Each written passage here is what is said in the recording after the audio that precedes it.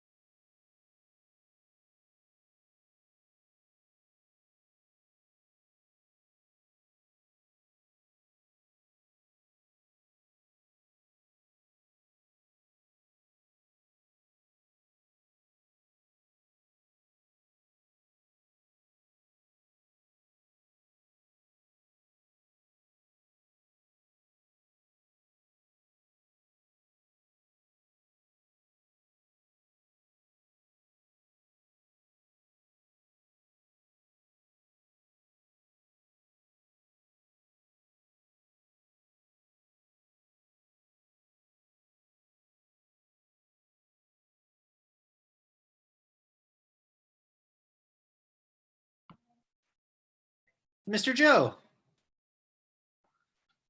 But apparently everybody else was a little late. Rob, is that a shirt and tie? You're looking hot, Rob. I know I went to a funeral this morning. Oh, did you? Oh, I'm sorry about that. Yeah, I'm just kidding. Oh, I thought you had a court date, but I had a court date. You know, the last office sexual harassment is like really tough. yeah, I hate when that happens. It's like, A hey, tie and everything. I know. I was Halloween. I was Elmo, and it was Tickle Me Elmo. So I was like, Let me tickle everybody. and now they're suing me. It's like, what the heck? Who would have known? Who would have known? Bill Cosby tried that too. It didn't work for him either. Damn it! This thing's being recorded. How do you unrecord this thing? Oh man, hate when that happens. Yeah, you're looking sharp, dude. Was the missus excited to see you like all suited up this morning? Like, No. I just, I have a lot of these clothes. I just don't like to wear them. So yeah, I don't blame you. I got like 7 pairs of the same blue jeans that I like to wear. So I bought like 7 pairs. I was like, okay, cool. It's gonna be my uniform. I wear blue jeans, tennis shoes, and like a KW shirt. There you go. Oh my God, you know who does that? Jeff Terreros. You know Jeff Terreros, the property management guy? Uh-huh. He's the same, just like that. He's like, I like these blue shorts that I go door knocking in. So I bought 7 pairs. I'm like, no, you didn't. He's like, yeah, no, I did. And that's all I wear. And every week, every day for door knocking, he would wear the same blue shorts and 2 different Keller Williams polos, or 7. He bought 7 Keller Williams polos. I was like, dude, you're a machine. He's like, I have different ones, but I got like tons of shirts and ties and like, you got all the lab stuff. You got everything. I should start wearing some more like shirts and ties, I guess. I don't know. I haven't worn my big ass watch. You know what I mean? And I didn't realize how big it was until I actually ordered it online. It came to my house like, oh shit, that thing is huge. It's like bigger than my wrist. Wow. You have a big appointment today? No. You just dressed up. Yeah, my number's actually, so we have a mixer today from 3 to 5. Did you know about this? I know. Poker, right? No, poker was last week. Oh, poker was last week? I didn't know about that. Yeah, poker was last Thursday. It's the 3rd Thursday. Oh, it was. That's right. Because I'm actually up at the river. Oh, gotcha. I'm up at the river for this week, so I'm working. Gotcha. Yeah, the last week of the month, there'll be a mixer at Wednesday at 3 to 5. Every single. That's good. Let me see here.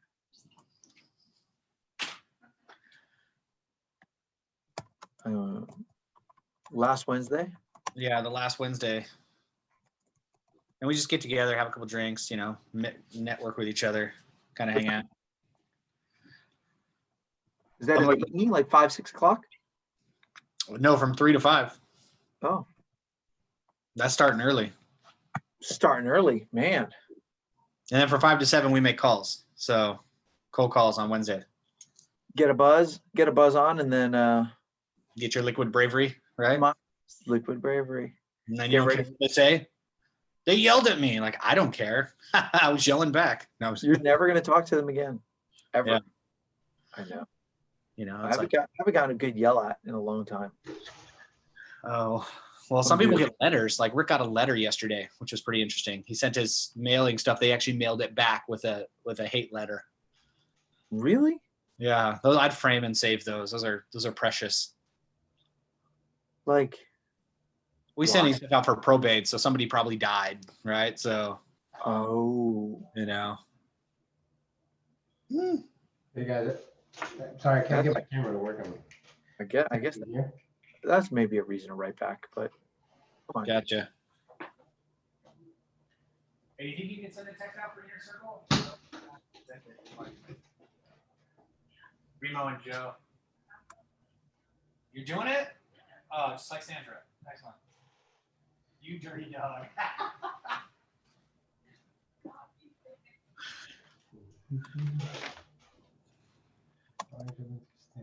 So we didn't send out a text message this morning, I think. That's why, if you literally remind somebody the second before the class starts, they don't actually log in. It's so true. Multiple. The text messages work, though. I feel like that's the best way because everybody sees it on their phone. The emails, not so much. Yeah, no, exactly. So we're sending out a text message blast right now. Everybody should get it. Oh, gotcha. About 10 seconds. So what's new? What's been happening? Oh man, just crazy escrows, crazy listing agents, and just a lot of short escrows. That's what we're seeing out there. But I feel like it's gotten better. Like we have a lot more offers accepted. Gotcha. I've noticed that too. A lot more people are getting their offers accepted right now. Yeah. Which is nice. And maybe that's because they're working harder. They're writing more offers too. So Yeah, I mean that's definitely, we have a lot more pre-approved people in the pipeline. So that's a big portion of it. But yeah, I mean a lot more success. I think, fortunately this, who knows? It always changes, man. It always changes. We've had a lot of leads coming in and a lot of motivated people who understand the market. I think that's a big part of it, is setting that right expectation to where they know like that list price is just the list price, right? Like they know they're going to go over, and it is what it is. You just hope the appraisal comes in. We've had a lot of success with appraisals, so that's been good. Like dodged a couple of bullets on some of that. So as you're pre-approving people, where are they coming up with this money for the down payment? I was chatting with Noel about this earlier, and just 2 or 3 years ago, everybody's doing down payment assistance, FHA, 3.5% down.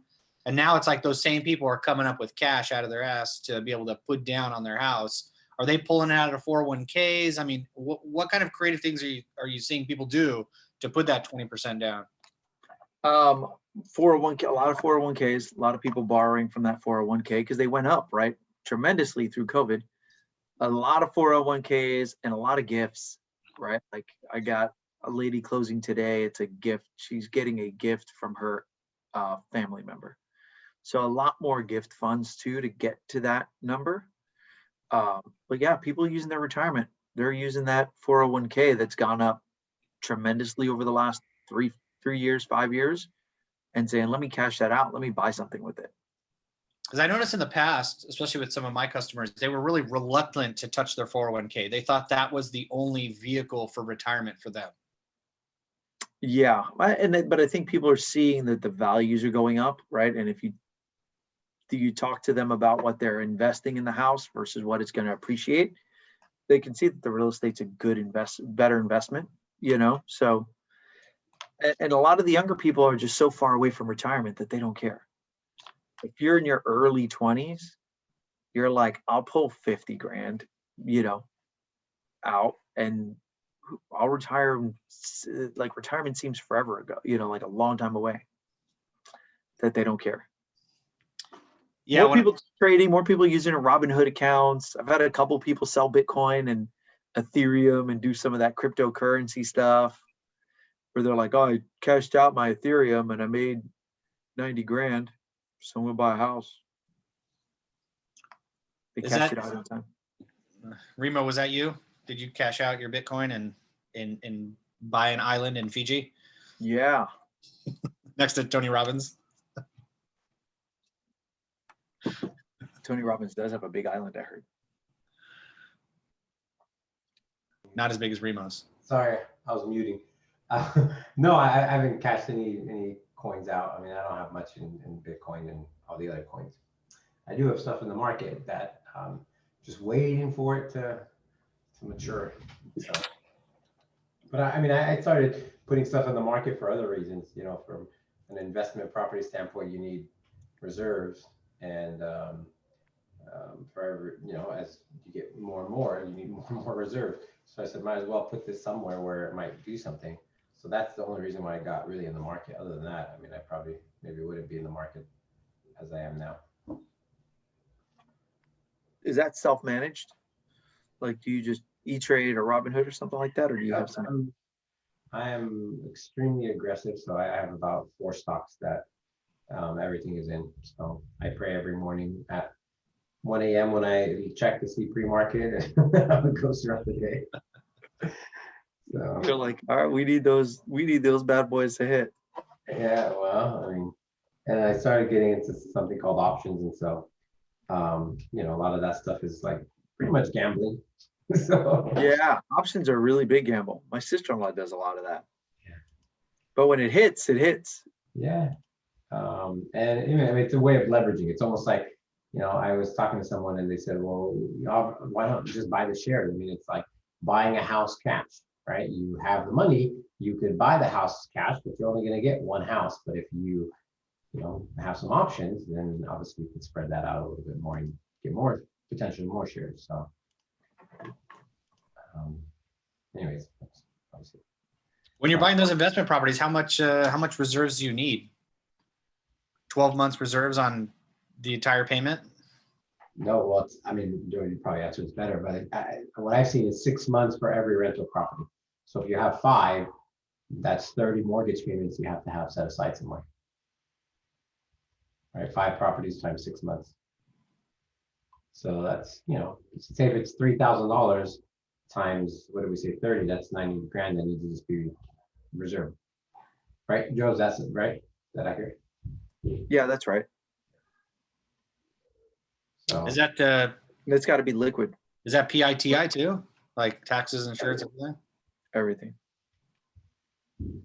So Wow. the first one's easy. The second one is a little, you know, not as hard, but as you kind of keep adding on, you know, you have 8 times 3 months, say 3,000 6 months. That number kind of climbs. And like Joe mentioned, it has to be liquid. That's why it's in the market where, you know, it's fairly liquid. It's not in like an annuity or something that's tied up where it can't be accessible. Mm-hmm. So, but well, I do see, I know you mentioned, you started the conversation earlier about the market getting a little, not easier, but, you know, maybe not as aggressive.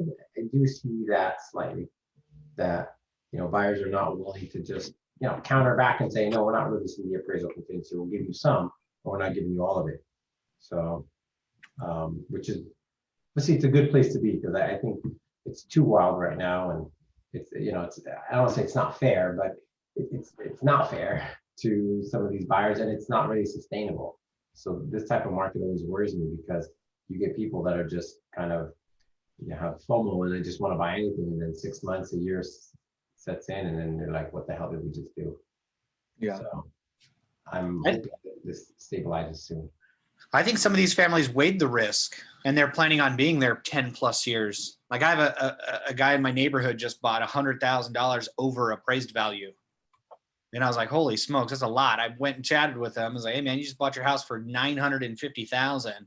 I go, that was probably 100,000 over, right? And he goes, yeah, it was 100,000 over the appraised value, but he was kind of in a pickle. He already sold his house. His cash is sitting in the bank. He's only got a 60-day rent back. So his wife said, hey, all in. And they made a family decision that they're planning on not moving for the next 10 years. So that extra 100,000 should be able to catch up to them in the next 3 or 4 years, hopefully. Yeah, I mean, the same analogy with lumber, right? Someone could say, I'm going to wait to build or to do this because I'm waiting for lumber prices to go down, and they will, and they started to, right? You know, do I see it continue to be as aggressive? I mean, not so much that prices won't continue to go up, but it's not as competitive in the actual terms.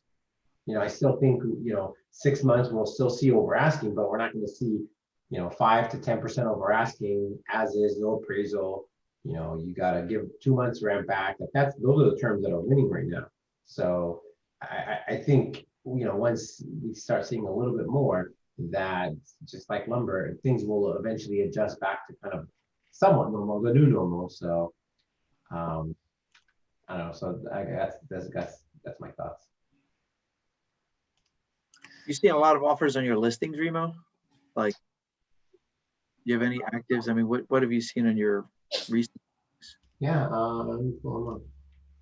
So I just wrote an offer for one of Jin Hung's listings, a 2-1, and it was listed at 5 and some change, 510. I think I wrote an offer for 600. I texted him this morning, he has 60 offers. 60? Yeah. What was the price? Well, the price was 510. Yeah, 5 and something. I mean, that's why you could definitely be, I see it all the time where agents say, I got 50 offers or 60 offers on 100,000 above. I mean, part of that is pricing, right? If you're going to price it low enough, you're going to get a lot of offers. So I think, a well-priced property, you're going to get 3 to maybe 8 offers. Once you start getting into the 15, 20, 30, it's just not priced right.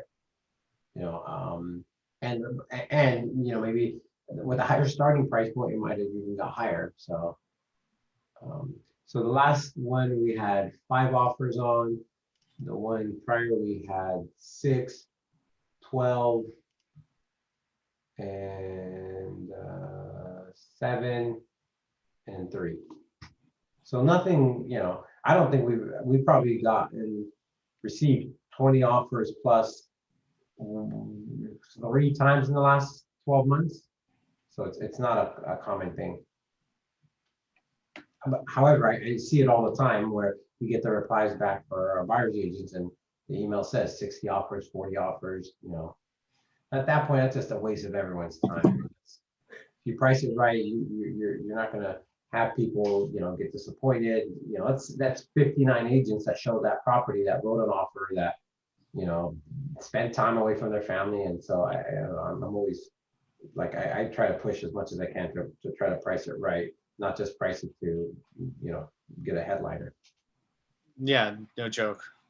I think all of our listings, the most we've ever had was 12. I don't think we're getting more than that. But our last couple listings were, 3. I think our one in Compton was 3 offers. 7 What did offers. that sell for? I don't know. Adam pitched it to me. I thought it was kind of an interesting property. That's the one that's like a duplex or had a side lot. Yeah. Okay. So I think he has some others. I don't know. We just got a couple more this week. Adam just got a couple offers, except I think 3 of them this week. Wow. Noel, I think, picked up 2 or 3 offers that got signed this week.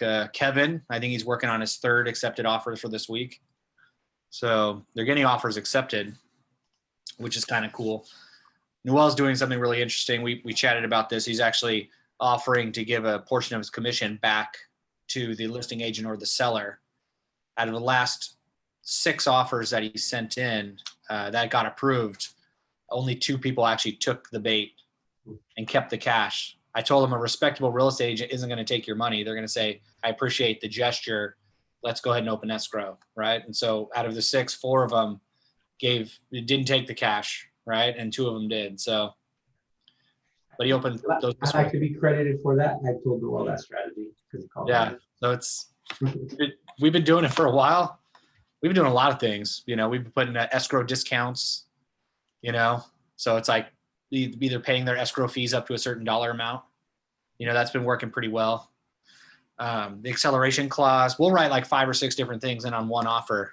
And then the last line will be based on, counter offer, number 1, 2, and 3, the seller will definitely net more with our offer than any other offer, something like that. And it kind of catches their attention. So doesn't always work, but, for the ones that aren't nickel and diamond or paying attention, that it usually does work. Yeah. So That's cool. what's been George doing? George, hello, sir. We missed you for scripts and role play this morning. We raffle off an iPad. There's only 2 people. Yeah, I know, man. I'm just kidding. couldn't get out of bed this morning, man. Took a pill last night for my back and it kept me asleep. So, Gotcha. Usually the pills that I take keep me awake. No, I'm just kidding. Those are your Vegas pills? They usually put the person I'm with to sleep. No, I'm just kidding. I'm glad this is recorded, Rob. Yeah, I know. We'll erase this one. For sure. So some of the, I see a lot more people taking a lot more action, which is nice. There's a lot more people out there door knocking, a lot more people making calls.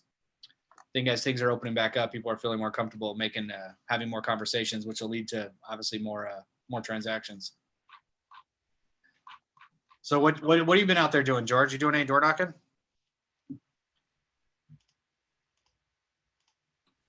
no, not no door knocking. Just following up my database.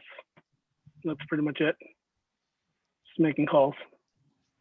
kind of fell off there for a while too, but I'm trying to get back into it. So you'd be surprised how many people don't do anything with their database. They just have it. I talked to agents like yesterday. I had a lot of conversations, a lot of outside agents. Like, how many people in your database? Well, I got 1,500 past customers from my insurance business. Okay, awesome. What do you do with them? Nothing. I just have them on a spreadsheet. That's it. Nothing. No CRM. No touching them. And they're selling zero real estate. How many houses do you sell this year? Zero. Well, why?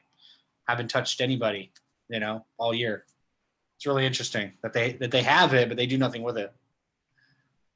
It's like having a huge family and they're all buying and selling real estate, but they don't use you for some reason. You haven't showed them the value. They'll rather use somebody else. Oh, I've been guilty of that myself. Like I said, I fell off. I haven't made any calls in probably about a week, so I need to get back into it. I have all my drips and texts, those types of touches, but actual calls, I haven't made any in about a week.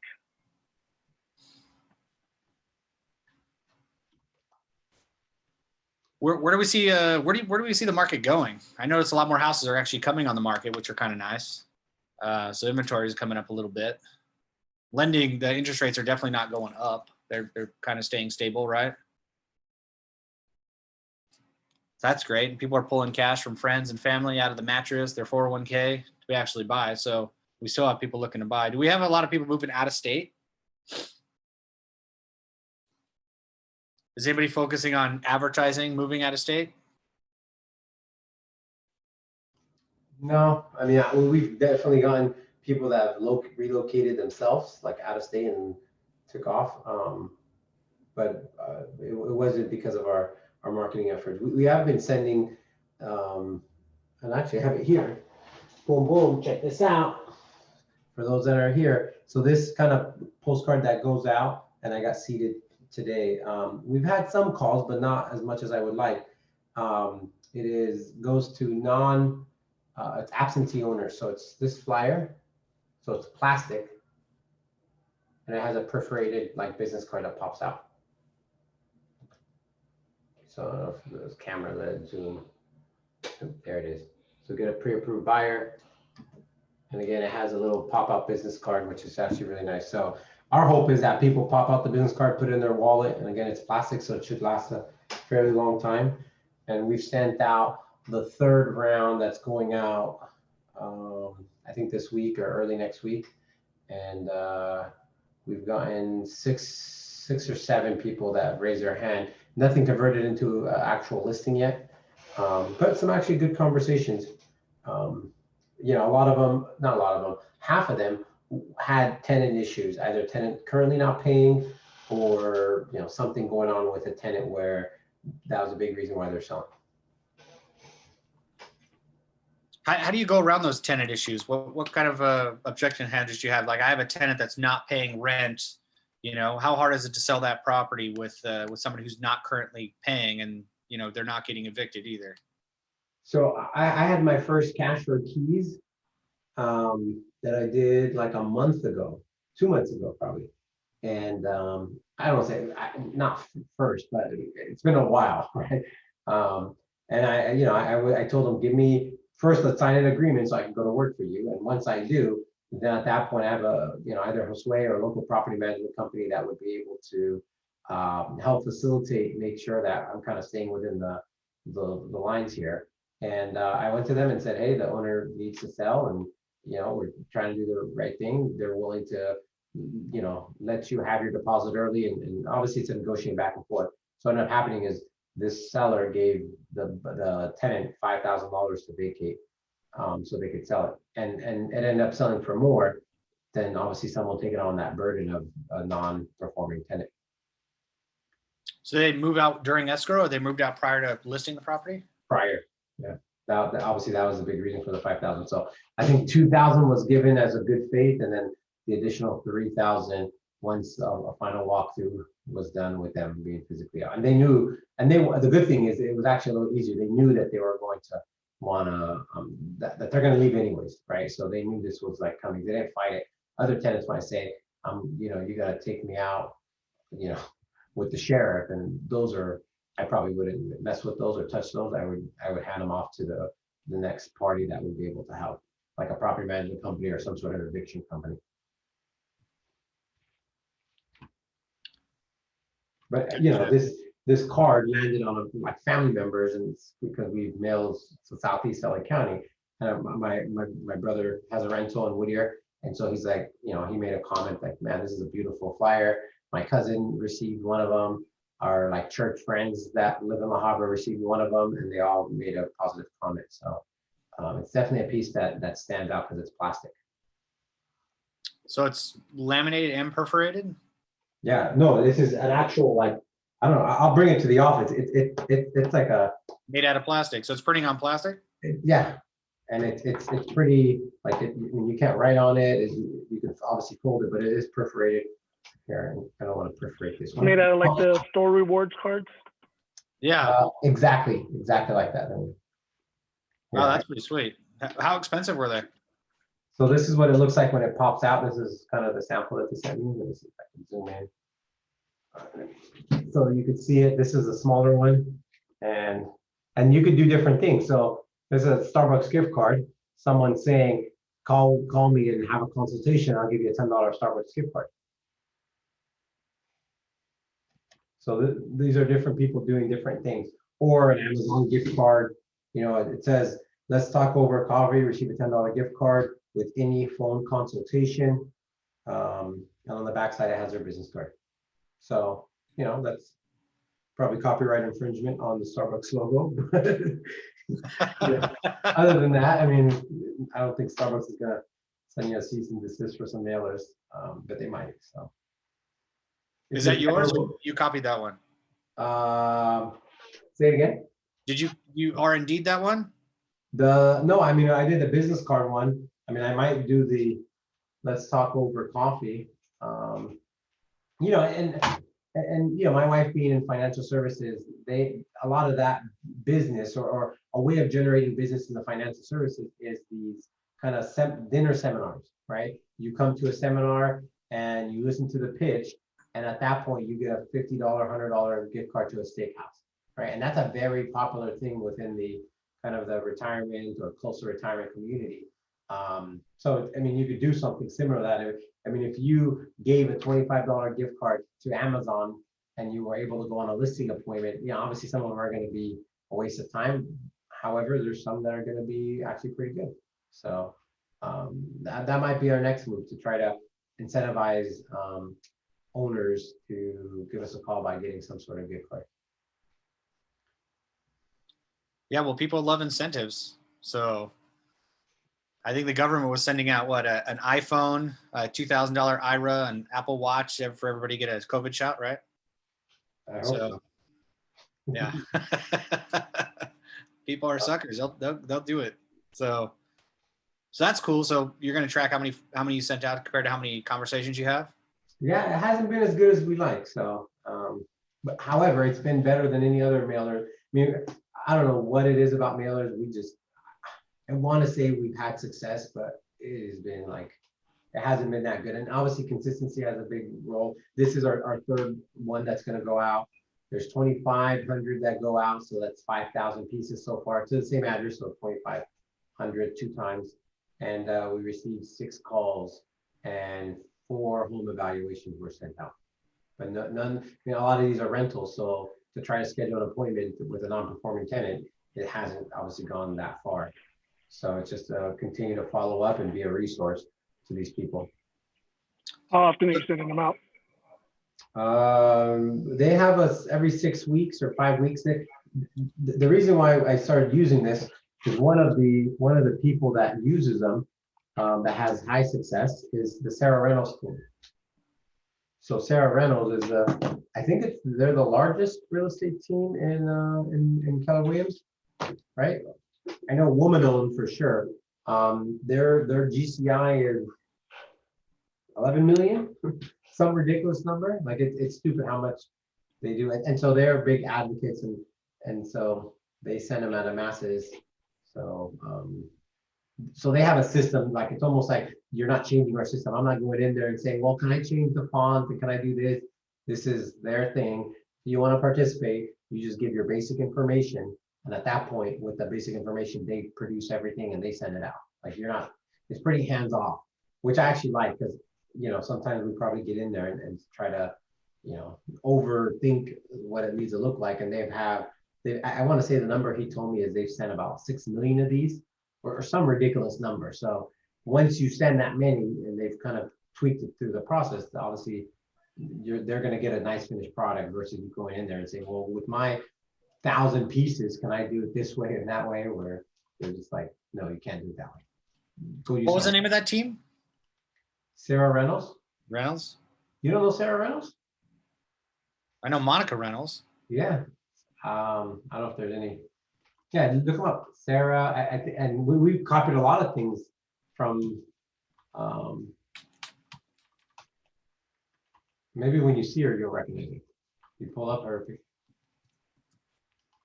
Yeah, number one, definitely woman-owned team, and I think team. She's up there with Loken Group and Bob Lucido. She's in Gary's like top 10, I think. Are you looking it up? Oh, gotcha. Okay. You know who she is? Yeah, of course. I know her now. So she has used them, and so that's kind of the hook that they got me. I said, all right, whatever, let's try this. So it hasn't been, you know, they're not cheap. They're about $1, and a lot of that has to do with the frequency and the size, the smaller one. So this is the smaller one. Show you guys this comparison. This is like a single. Well, camera is not the best at focusing, but you kind of get the size, right? This is a single, this is a kind of a double. This is about 75, 80 cents. This is about $1. And a lot of that price drops based off of quantity. So if you do it 3 times, if you commit to 3 times, 6 times, or 12 times, it obviously drops at that point. So we just did 3 times with the larger one. And I want to say it was close to about $1 a unit that goes out. Mailed, shipped, you don't touch anything. Postage, obviously, everything is included for that $1. I mean, an average postcard for EDDM is going out for 55 cents. So for an extra couple cents, you're actually getting a better product going directly to that person's house. Yeah. So it's more of target marketing than it is just a big blanket. And same with the data. Like, I'm not selecting the data. You give the zip code that you're interested in, and in our case, we wanted absentee owners in these zip codes, and enough to where you get 2,500 because that's the minimum, like whatever disbursement that they do. And so you just keep adding zip codes, and they have a list of the zip code. And at that point, they then, once you get to that 2,500 or more, they take care of the rest. And they know with these are receivable addresses where they verify, and so, you know, I don't know if they have a way of. Yeah, so there's a return address, and I don't think we've received any returns out of the 2,500 that were sent. So there's a return address on here. So they're being delivered, and that was one thing they kind of really pitched hard. He said most postcards and most mail houses, you're getting about an 85% delivery rate. So that means even though you're paying 55 cents or whatever it might be, 15% is not being delivered. And if you add that back in, it really comes out to like 70 cents per piece that actually hit someone's hand, which was obviously an important piece because, you know, they're just more efficient at it.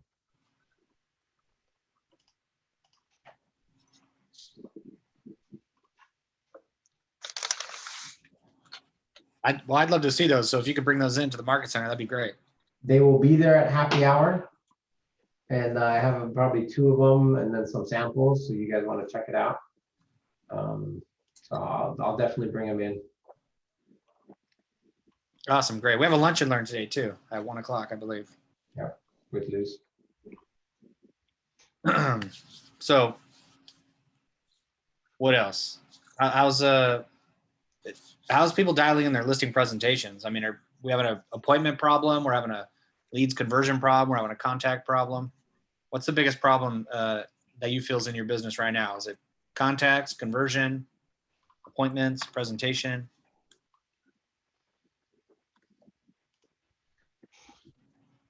Don't be offended, Rick. What do you got? For me, it's conversion. lead conversion. So you're making the contacts, you're having conversations, just converting them into an actual appointment? Yep. Okay, awesome. Well, that's a scripts and role play, right? Well, I mean, I Yeah, have, that's why I missed it today. I have like a, not a problem. However, last couple listings I didn't get, we've had, and it goes back to maybe the better conversations, and the listings that we don't take are obviously the ones we learn from. The listings that we didn't get, the agents, I know on 2 of them offered a 3.5%, and I want to say a 3% commission to take the listing. So total, let's put that out there. It's not for one side, that's total. So, and they came in obviously at a substantially higher price just to be able to score the listing, and they did. And so obviously have to improve the conversation around overpriced listings and a agent that's willing to kind of, do it for a lesser amount. Now, obviously, if you're a solo agent, there's some more latitude with that.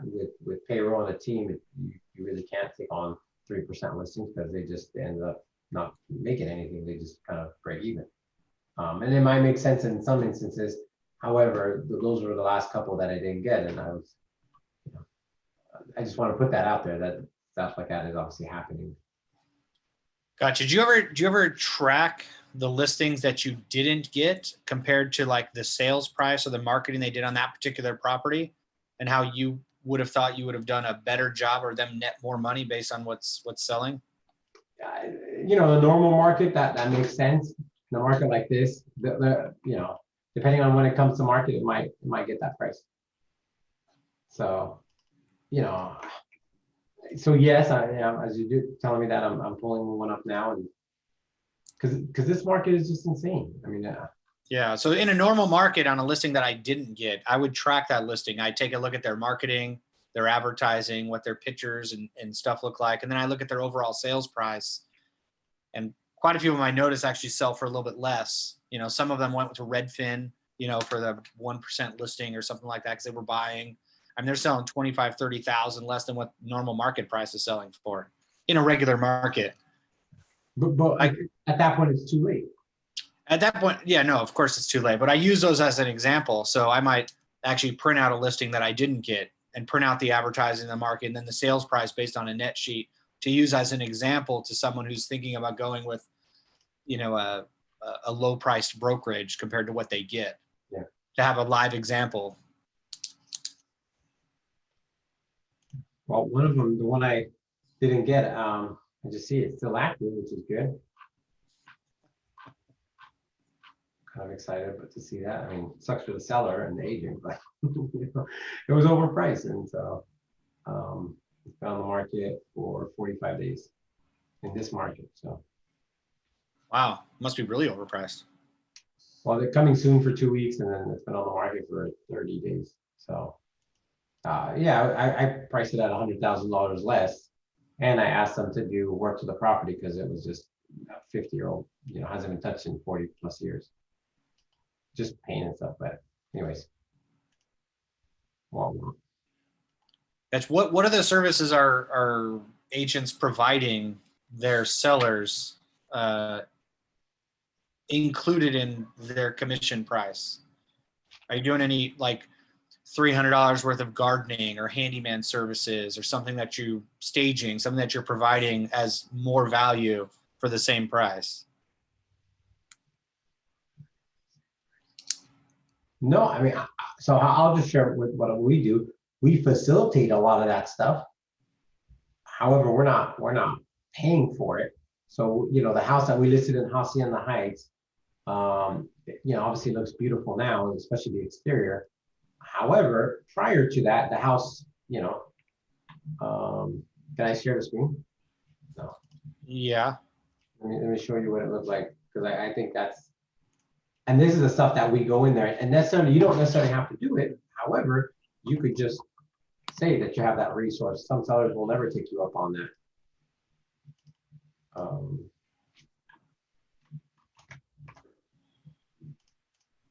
Oh, hang on one second. Yeah. All right. Rusty, how do you get remote to share a screen? How do you allow them to share a screen? You have to make him a co-host. It didn't pop up on my notes. I'm not the host. Remotes. Just have her make me a co-host or enable sharing.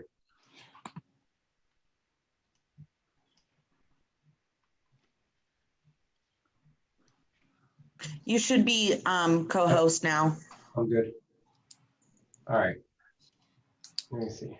So this is what the house looked like. So, you know, I was the fourth agent that came in, and I think I was the only one that told them, no, you need to do stuff to your house, right? Because the house we weren't going to get the price that they wanted. And their concern was obviously having the home sit on the market. So this is what it looked like. Busted canopy, just brown, older, like landscape a little beat up. And so we had it painted, and this is what it looks like. And so, you know, I pushed hard on getting the exterior painted and a few other things done. So, you know, you know, these are the two kind of comparisons. You can kind of see them. Right? It was $8,000 for this paint job because it's 2-story and the fascia needed to be painted. But this is a big difference. And 10 grand in $1 million listing is not really much. I mean, your first price reduction is probably going to be, you know, 2%, 4%, 5%, somewhere like that. So that's $1 million if it's a 5%, $50,000 adjustment you're going to have to do. So I think, you know, having the conviction that this is the way to go. And if you don't, then it's just going to sit on the market. And some agents are going to obviously, or some sellers are going to say, yes, let's do it. We have the resources. And sometimes if you don't, we have kind of solutions for that. And others are going to say, nope, I want to sell it as is. However, I think going in there and being an overall like solution provider is an important piece. Because in that home, the same home that I mentioned that we didn't get, I told them the exact same thing. I mean, their home looks like this. This is not going to get the price that they wanted. However, if they spend a little bit of money and it looks like this, then you're obviously getting that price. I think some sellers have a misconception of as is, right? So if I was selling my car today, my Tahoe out in the parking lot right now, I'm going to sell it as is. I'm not putting a new engine. I'm not changing the exhaust. I'm not putting new rims on it. But I am going to go to the car wash and wash it. Right? I am going to clean the tires. I'm going to vacuum it out. It's going to look good. So I'm going to have to maybe spend a couple bucks on making it look good, but I'm not structurally changing anything. So you're still selling the house as is, but you do want to get the most value out of it. You would wash your car if it was full of mud, if you were going to take pictures and sell it. That's what we're doing with the fresh coat of paint, cleaning up some of those things, painting that red door, doing some landscaping. The house still is as is. I mean, we're not changing the electrical, the plumbing, the AC unit. Those are staying. Those are the big money tickets. So it's still an as is sale, just it's looking a lot nicer. And, you know, doing the cost of those repairs are definitely less expensive than your first price correction. And I definitely agree with that. The same thing with staging. Staging is a lot cheaper than your first price correction in a market. And in this market, anything that gets an adjusted price, obviously someone's going to say, well, what the hell's wrong with it? If it's, you know, if you're getting a price reduction in this market, something is up, right? Especially, or at least from the buyers, and you know, their idea, because like Joe mentioned earlier, a lot of people are exactly in that mindset that, you know, they know going into it, that's just a marketing price. It's not what it's going to sell for, because it's going to sell for more. So when that's not the case, you know, obviously that's going to be a conversation that's going to be had with you on a future buyer's agent, because they're going to have, the buyers are going to ask, and everyone's going to ask, well, what happened? Hey, Remo, when you show like that paint color, do you show them what the house would look like painted, or do you say, hey, I'm thinking you should paint it XYZ color? Both. I mean, I've painted enough homes or properties that I have just go-to colors that I know are going to look good with certain like roof, you know, roof colors. So yeah, this white kind of farmhouse looking color with a clay roof I've done it a couple times, so I kind of knew it. However, this seller, she's a high D, and this goes back to the disc profile class that Mark only put together. she's the type where it needs to be her decision. And I knew that because I couldn't come in there and say, I think this is the color we should go with. Because as soon as I say that, and if she doesn't like it, then, I picked the wrong color. So, some people say, I don't care, it's gonna get sold anyway, just as long as it looks clean. Other people have that pride of ownership where they want it to look good for themselves while they're still there. And this was the case here where the colors needed to come from the sellers in this case. But there's other times where it's just a gray body and a white, trim, and we call it a day. I've used Fiverr for that, like for my own house, where I've Mhm. taken a picture of the house and then the people on Fiverr can go and put different colors and stuff on it. Super easy to do. It's like $20. But that could be a good thing. Maybe even if you bring that to a listing presentation and say, hey, here's an idea I have, or refer them to Fiverr to look at colors. Like somebody like me, I don't think outside. I'm very black and white. Like, tell me white, I need to see it, So that's why I asked, because I was like, hey, I just literally used Fiverr for that. And I thought it'd be pretty cool if you said, hey, I have these ideas for your house. Here's some samples Yeah. that I What came was up the with. turnaround time for that? A day. Really? Wow. Yeah. It was really, really, really super quick. Way better than I thought it was, because I've looked at it and it's like, wow, pretty impressive. The white or the color that you selected, was it an actual swab color, or was it just give me white or give me red or give me? They gave me a bunch of different options. Like he gave me a bunch of different color schemes, bricks. I mean, they'll give you a bunch of different things. Like they're real designers that'll give you, some Not idea. local, I take it, right? Overseas. Huh? Overseas. Overseas, yeah. This person was overseas. You could pick somebody in the States, but Yeah, I mean, it doesn't matter. doesn't matter. Yeah, he was really good. I was super impressed that they, again, because I could never do that, and I don't think outside the box like that. So I was like really impressed. And so when you mentioned it, I thought, hey, it'd be pretty cool if you knew what the house looked like, and you went with that idea and you showed them what it would look like in that color. I think that would definitely separate you from the other agents that they are interviewing. And here's another thing to add on top of that. If you did that before the listing presentation, Correct. Yeah. right? So you came in there and I knew my listing presentation was on Saturday, and I drove by and snapped a couple pictures of the house, knowing that it's going to need work and knowing that's my go-to strategy. I would totally do that. Yeah. Do you have that person contact? I'm sorry, because I attempted to use Fiverr a couple times, and it's really overwhelming. Like I just want to call someone and send them the pictures, versus like bidding and all this other stuff. Like that's too overwhelming. I'll send you the guy that I used.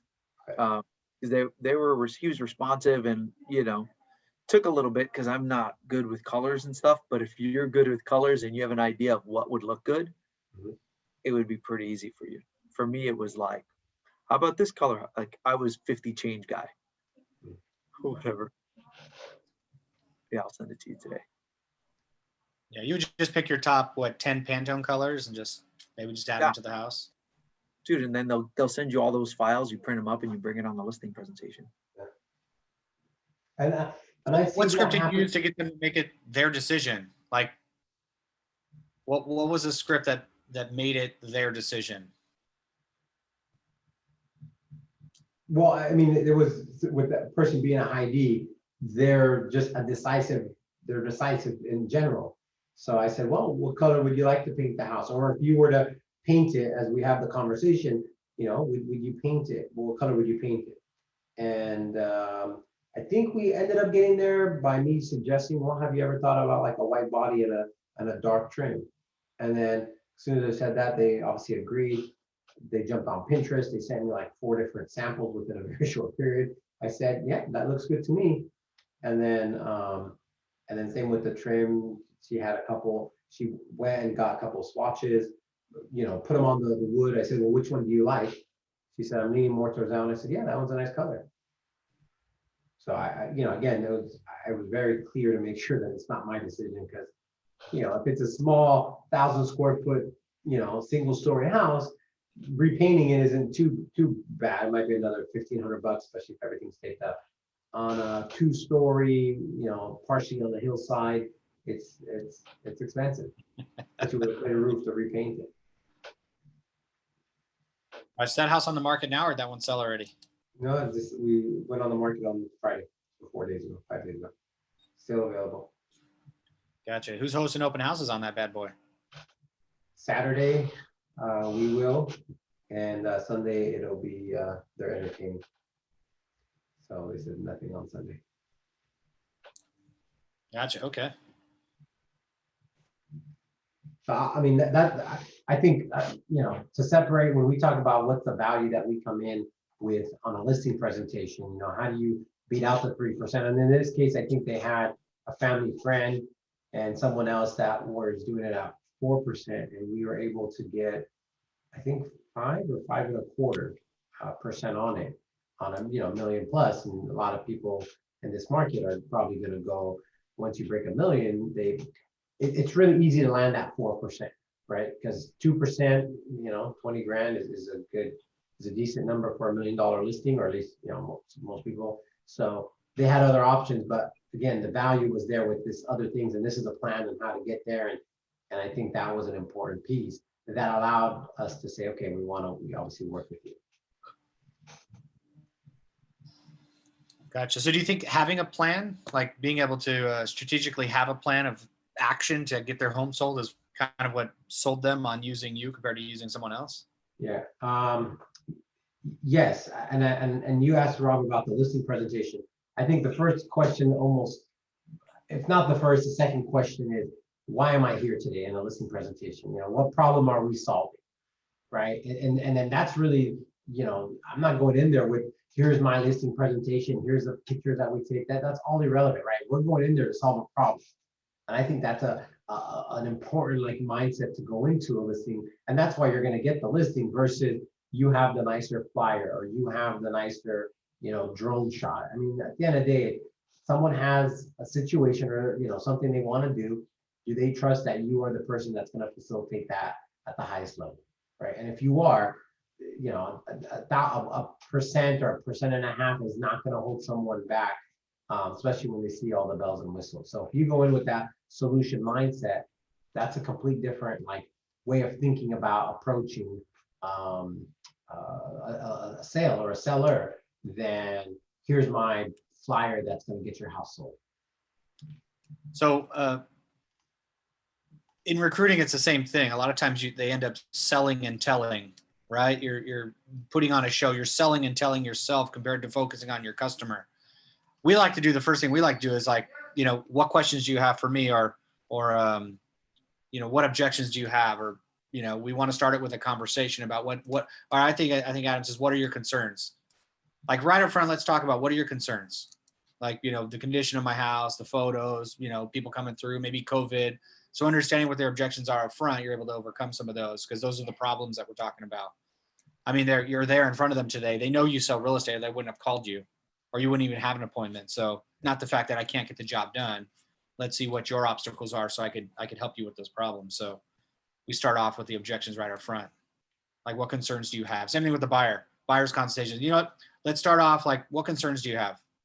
House payment, can't find a home, not enough down payment. Let's go through those real quick. So they'll tell you what they are. And if they don't know what they are, we can bring some up to them. Some people don't know what objections are. We'll throw them out there. Have you thought about this? No, I haven't even thought about that. Okay, great. Let's talk about it. Anyhow, we're out of time right now. It's 11:03. I look forward to seeing you guys later today. We have a mixer. We got a lunch and learn. Got a lot of things going on. So Scripts and Roleplay was this morning. It's also tomorrow. And we have call night tonight from 5 to 7. So after having a couple drinks, you'll probably be a little brave. Let's go ahead and make some calls together. I'll see you all there.